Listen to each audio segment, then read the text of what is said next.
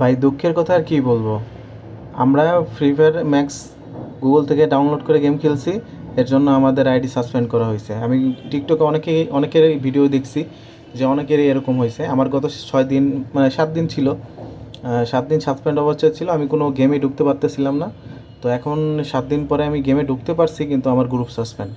তো group suspend ঠিক আছে। এখন কোনো ম্যাচ স্টার্ট দিলে স্টার নিচ্ছে না, শুধুমাত্র সিএস র্যাঙ্ক স্টার দেয়।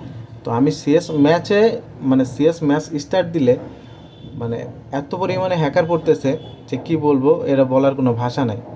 আর আমি 3টা ম্যাচ স্টার্ট দিছি, এর মধ্যে 2টা একই একই মানে প্যানেল ইউজার আমার সাথে খেলার মধ্যে পড়ে।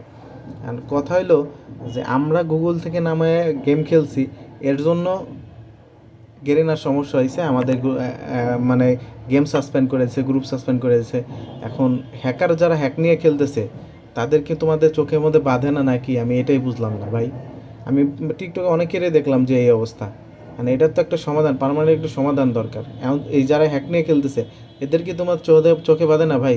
চলো, 2টা ম্যাচ স্টার্ট দিছি, মানে 3টা ম্যাচ স্টার্ট দিছি, 2টা ম্যাচে একই, মানে একই প্যানেল ইউজার পড়ছে। দেখো ওর খেলাটা দেখো, চলো একসাথে দেখি।